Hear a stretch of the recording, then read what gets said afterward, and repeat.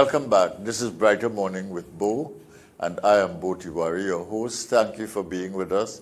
Thank you for staying with us. And we have an important conversation right now with Dr. Vaalmikki Arjoon, senior lecturer at the University of the West Indies and a financial economist by training. Good morning, Dr. Arjoon. How are you? Hi, good morning, Dr. Tiwari. I'm fine, thanks, and thank you once again for having me on your program. No, we're always glad to have you because we consider the opinions of people who know stuff very, very important. And sometimes you might say things that are conventional, are part of the public knowledge, but sometimes you might say things that are different. And sometimes you might say things that are even controversial. And that is how ideas work. They're getting the ideas out to population so that people can think about what you say is very important. And you are coming from an important point of view. You are an economist by training. You've studied both here and abroad. You are teaching at the University of the West Indies. You know what is going on in Trinidad and Tobago. You know what is going on in the world. And it's a complex place. Things are happening all the time. So we need to have your views. So we thank you for coming on this morning. The world has been watching a number of developments recently. You had the meeting of the G20. This followed the meeting of the G7 in Rome. And that immediately preceded COP26. In COP26, a number of issues were being discussed and debated. We don't know what is finally going to come out of that meeting yet. But the tension that has emerged is really the tension between how fast are we going to get to zero emissions, whether we are going to be able to keep it as close as possible to 1.5 degrees centigrade as was envisaged in 2015. And the second issue is the tension at play in the oil and gas producing countries that want to optimize prices and profits partially to get the money, to get the funding, and the companies as well, but also to finance the transition of that economy. And then you have a situation in the G7 where G20, where prior to that a number of issues came up. Important among those issues are the vaccination divide, and they took a decision that it was unfair and they would take plane loads of vaccination to those countries who did not have vaccines. So that was settled. We'll see how it actually works.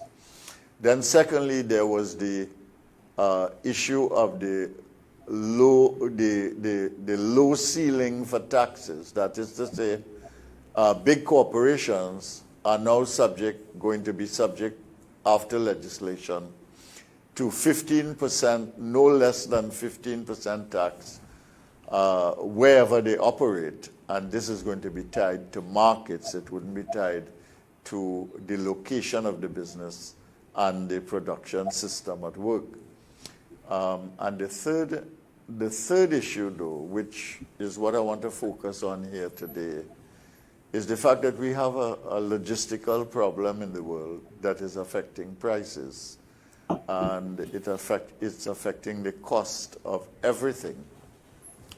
And the President Biden spoke about this, and he is trying to work with other countries to fix this, but it is not an easy problem. So I want to get your take generally on any one or all or some of the connections among these issues from your perspective as an economist looking at the whole picture. Yeah, well, the increase in in surge, or rather the surge, the massive surge, because I think increase is such a small word to use for the extent to which we're seeing these prices going up now all over the world. So the massive surge in prices is really due to the excess demand over supply. Really and truly, that has been causing higher prices from our suppliers abroad. Remember, we are such a import-intensive economy. Almost, I would say, over 95%, if not more, of what we consume on a daily basis are actually imported. Now, just now you correctly spoke about the G7/G20 economies. And they would have in the past provided a lot of stimulus packages. The United States, for example, they would have given approximately $5 trillion in stimulus alone.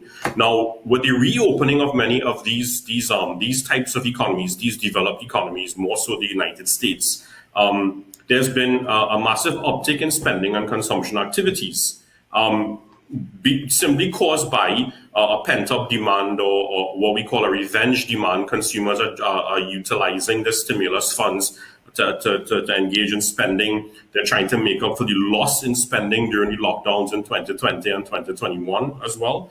And many of them would have just reacquired jobs. So their purchasing power, their spending abilities have improved since last year. In fact, just in October alone, the United States would have increased their employment levels by 531,000 persons, which meant that, of course, payrolls for the companies employing them would be going up. And if 531,000 persons now have an additional purchasing power, they are going to increase their levels of spending as well. So demand all over the world is just so high that suppliers can't satisfy all of it. They simply just don't have the capacity. There's a shortage of raw materials as well. Suppliers cannot manufacture and fill their orders on time if they're unable to get access to adequate raw materials. And of course, when they get access to it, because of the shortages, they have to pay higher prices for them as well.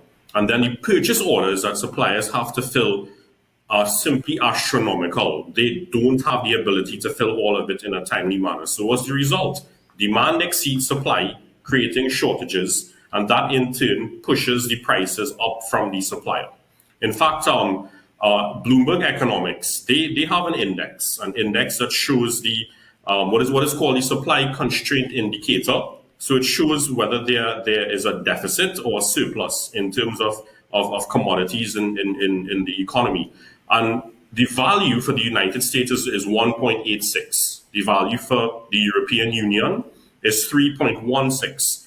Now, positive values indicate that there's a supply shortage. So ideally, you want a negative value. Whenever there's a negative value, it means there's excess supply, so demand can be met quite adequately. But in this case, we know now that there is certainly a deficit in supply.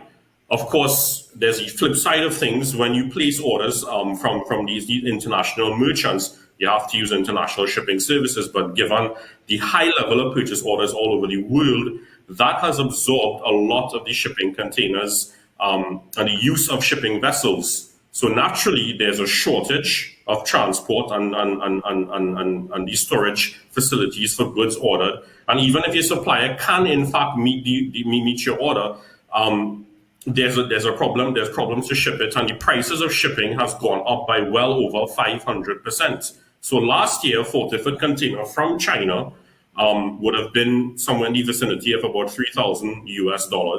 Now it's in the vicinity of about $17,500. In fact, yesterday a businessman was telling me that he had to pay close to $20,000 just for that 40-foot container.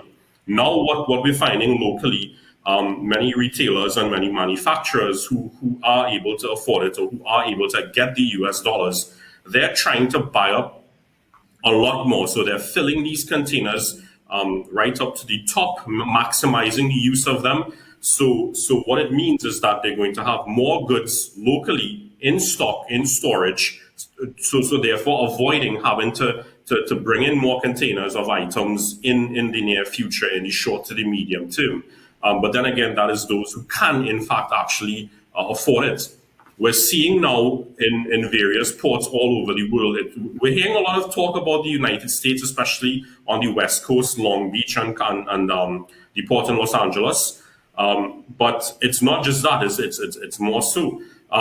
Let's just take those two ports for now. They're so congested with a massive number of ships that need to be offloaded. In fact, we're calling it now the longest traffic jam in the world ever in our history. Sorry. Which ports you are talking about? Identify them so people understand. Yeah. Sure. It's the ports in California on the west coast of the United States, the port of Long Beach and the port of Los Angeles. Right? They are so congested with a significant number of ships that are just piling onto the queues, and they cannot get access to the port adequately. Now, on average, it takes a shipping vessel about just over 12 days to be offloaded, to get access to the port and to be offloaded. And that is simply because of how high the demand is for international shipping, how high the usage of international shipping is at this point in time. So recently, what President Biden would have stipulated is that the port operate on a 24/7 basis. That did not adequately work to relieve these delays at the various ports. More recently, what he would have also stipulated is that shipping lines would start facing a fine of about $100 initially per day per container if it is these containers remain at the port empty for more than 6 days. And in fact, for some containers, actually more than 9 days. And this fine is incremental. So for the first day that container is left empty at the port, they will face a $100 fine. But then as each day goes by, that $100 goes up to $200 and $300 and so on.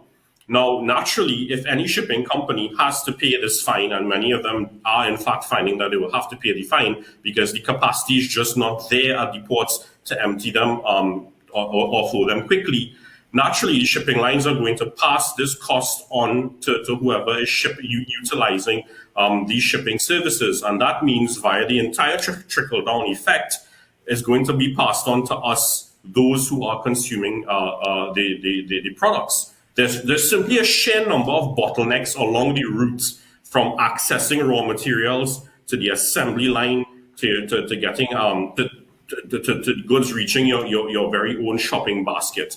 And when you have bottlenecks such as this, it means that the prices of these items are naturally going to be exacerbated over time. So you're looking at shortages in raw materials, the finished goods from your supplier, higher costs of shipping and delays at these ports, which is going to compound the shortages. And all of these are inflating prices all over the world. Plus, remember, freight is paid for in US dollars. Many importers here still cannot get access to adequate amounts of foreign exchange. So what do? They go to the black market and pay higher fees to get access to United States, to US currency. And of course, energy prices are higher, and that is further exacerbating the cost of shipping at this point in time. And the freight movers are also asking to be paid in US currency. But I want to you've raised a lot of issues. I gave you the time to explain it and to connect the dots in the system. But I want to probe a little bit. We had this COVID pandemic, which basically locked down the economic system of the entire world, right, by and large. Yeah. And what happened at that time was that the economic activity was reduced, and the involvement in economic activity by the population, by the working population, was also severely diminished. So let's start with what is essentially the raw materials. Then had a situation in which demand dried up in the COVID period. Is that correct? Correct. And then you have the production. Not just the raw materials. You're looking at goods as a whole, in total. Your raw materials, the inputs to production. I want to take this logically so that people understand, because a lot of things I said but people don't understand. I mean, there's a whole chain in this process. So there's no demand for raw materials because your production system is basically laid to rest. Correct, yeah. So your employees are home or they're somewhere else. You cannot produce. Because of COVID, you can't have large numbers of people in the production system, etc. And that has gone to rest. And the end result of that is that the ports are now diminished in the amount of goods and services that they are involved in worldwide. So you have a problem on the ports as well during the COVID period in which everything has kind of shut down. So this shutdown has created the conditions in which everybody, so to speak, has gone to sleep and waiting to wake up when the economy gets going again, when the economy opens up. So the economies of the world have begun to open up. But throughout this pandemic, people needed to have food. They needed to have basics. So you had a certain supply chain operating, and it was very, very limited. Not so? So, I mean, I wonder if I can understand what has happened now. The situation is opening up, and you have increased demand. And now that you are opening back up the system, you cannot supply fast enough. The production system are unable to produce. The raw material suppliers are in a situation where they have high demand, etc. But this thing really began even before the opening up, when basically every country in the world had a real problem once it depended on imports, of getting imports in a situation where the whole world was locked down. Not so? So it's a very, very complex thing that has emerged there. Yeah, correct. In fact, what this has shown us is the true importance of diversification, of having a well diversified economy, and an economy that is self-sufficient.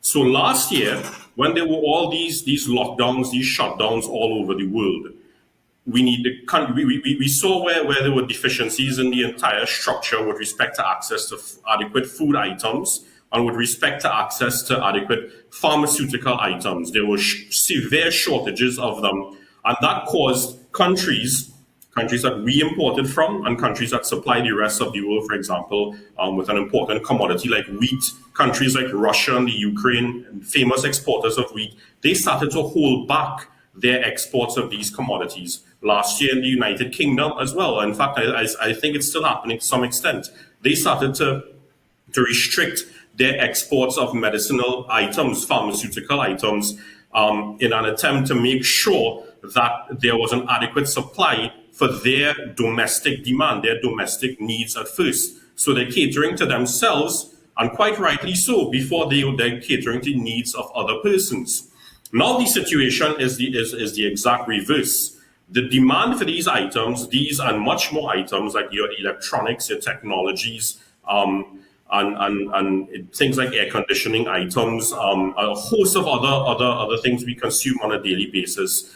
The demand for it is just simply so high that suppliers just don't have the adequate capacity to meet them. Now, we spoke a bit about the food, and I just wanted to go into that a bit and link it to the energy aspect, because prices in the energy market are very high right now, which is benefiting us on the one hand, but when you look at it from the derivatives aspect in terms of, for example, food supply, items like fertilizers, for example, in the United States and other countries, because the cost of natural gas, because the price of commodities that are used in fertilizer plants, etc., is so high right now that there has been a downsizing, there has been a reduction in the amount of fertilizers and other chemicals that are purchased by by farmers in order to engage in the entire farming process, in the entire agricultural process, because the costs of these commodities are simply too high for them to be able to afford.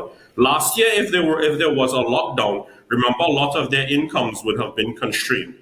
Now they simply don't have adequate purchasing power, not just yet at this point in time. So that, coupled with higher prices of these particular inputs that they need to facilitate a higher yield in the agricultural process, they simply can't afford it. So they've cut down the amount of farming activities that they typically would have engendered in the past. And that in turn means a lower output, a lower yield, and we of course spend over $6 billion on average every single year on importing food. So if there's a lower yield, a lower crop produce from abroad, it means that is going to affect our food supply. And we, in turn, are going to have to pay higher prices, is compounding the prices that we would have to pay for them from these foreign countries as well. You spoke again about the COVID situation. Again, part to remember the SDR allocation that was recently provided by the IMF to the global economy. The real gist behind that SDR allocation isn't just to provide a shot of liquidity and spending power to various countries, to the global economy. It was the main intention was really to ensure that countries could be able to afford adequate access to vaccination.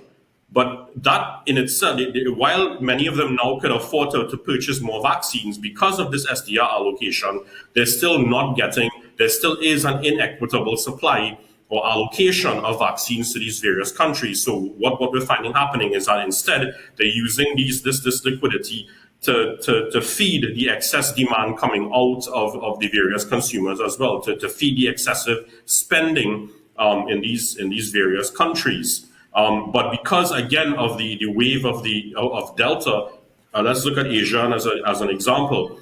That is in turn affecting the supply of commodities that they export all over the world, that they export typically to the United States as well.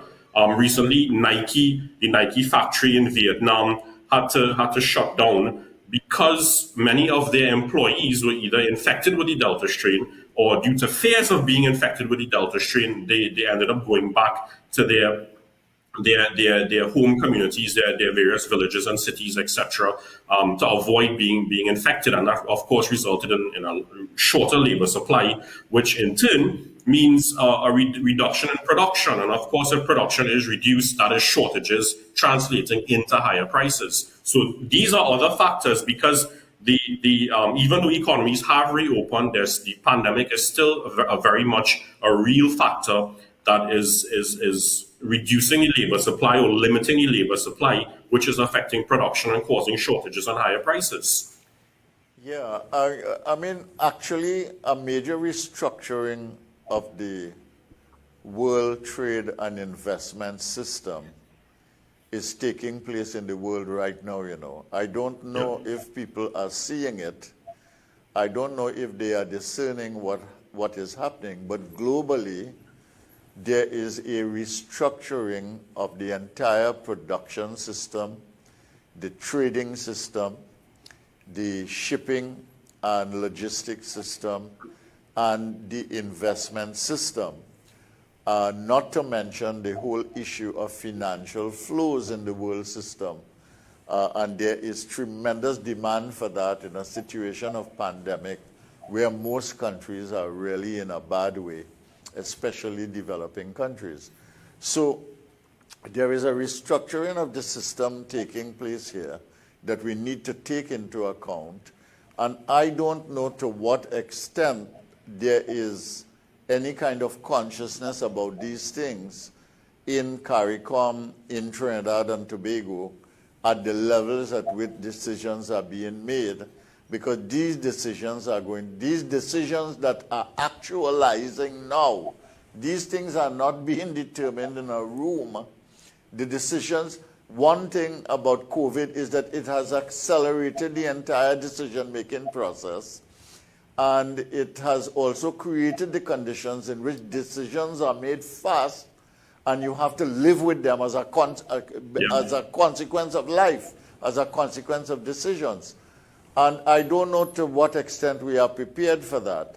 I want to come back and talk about this a little bit, but I have to break now for commercials, and I will be right back to talk about some of these issues. Welcome to Lifetime Solutions, where you can trust your roof to us. Our services include custom fabrication, steel framing, roofing installation, on-site roll forming, roofing maintenance and services. Call 223-ROOF or 223-7663 for a quote today, or visit our website www.lifetimesolutionstt.com. Lifetime Solutions. You can trust your roof to us. Call 223-ROOF or 223-7663 for a quote today, or visit our website www.lifetimesolutionstt.com.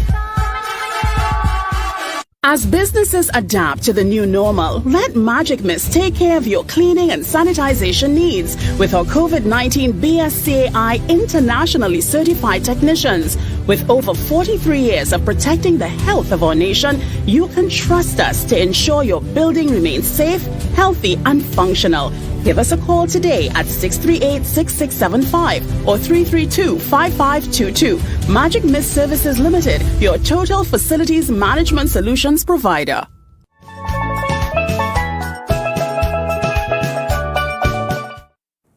Welcome back. This is Brighter Morning with Bo, and I'm Bo Tiwari, and we're talking to Dr. Vaalmikki Arjoon, an economist at the University of the West Indies, about the situation worldwide.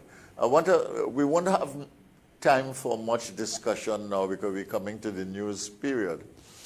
But I want to ask two questions. The first one I want to ask, if you can answer that quickly. You think this minimum, you think this tax of 15%, which has now been determined by the G20 and to which 200 countries are expected to sign, I think Trinidad and Tobago has signed already. Only 5 countries, I think, have refused to sign so far.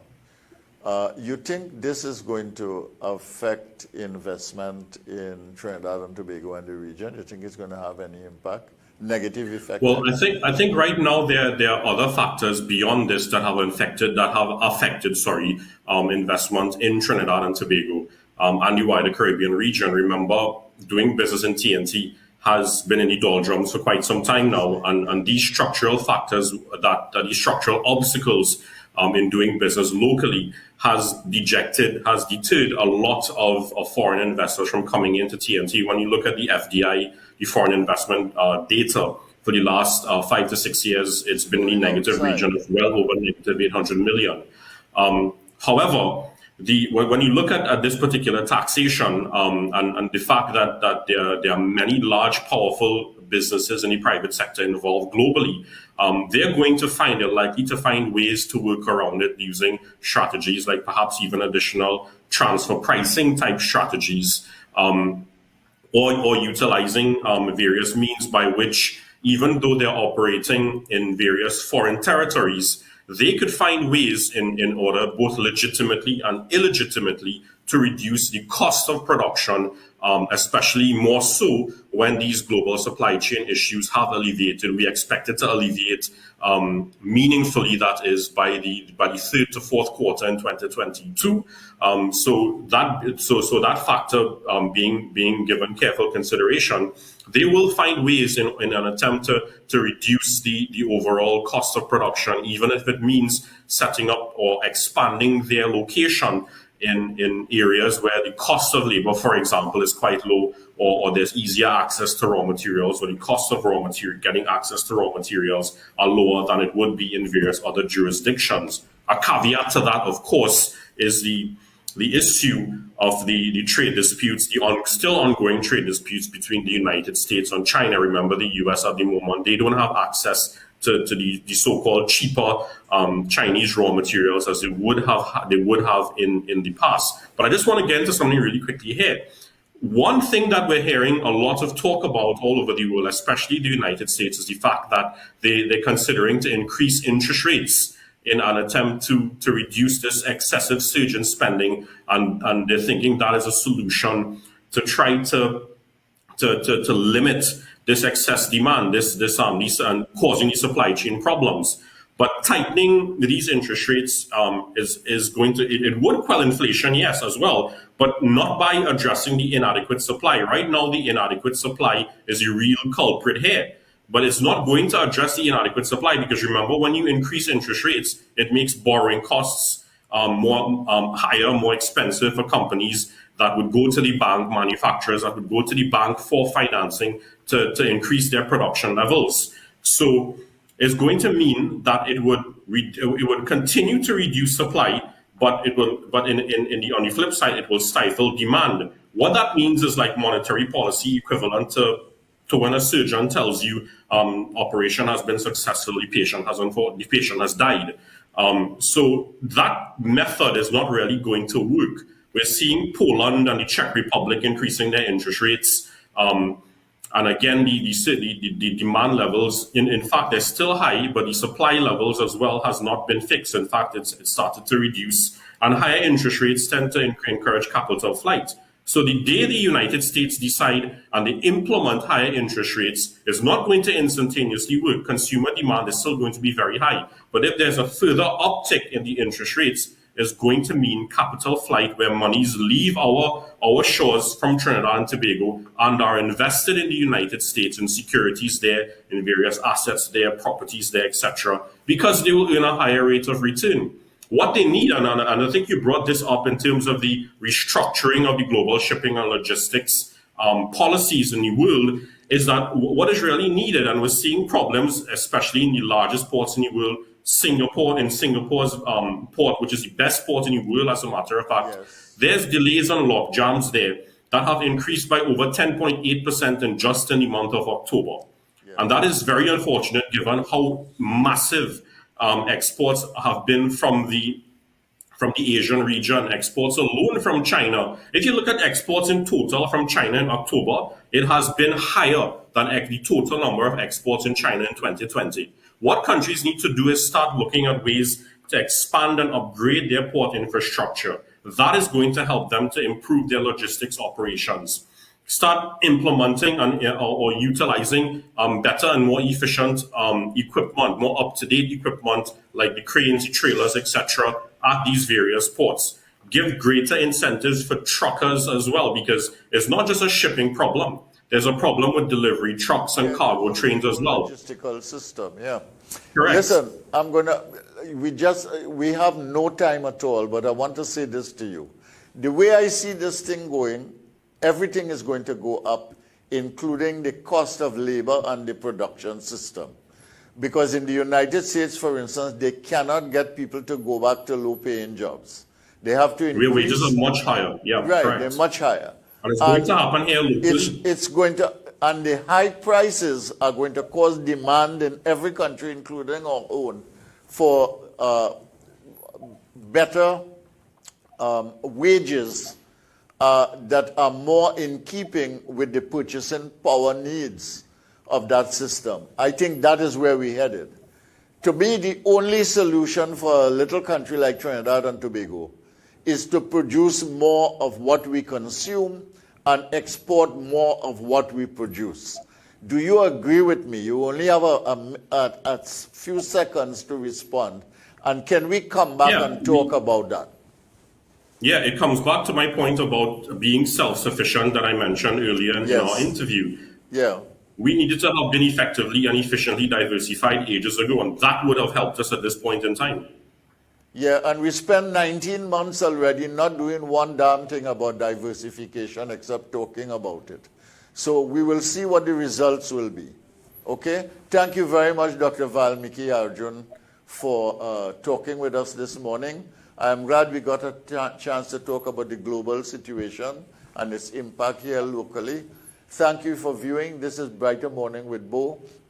We now go to Andrew Chan with the news, and we thank you for watching. Stay with us for the second half hour.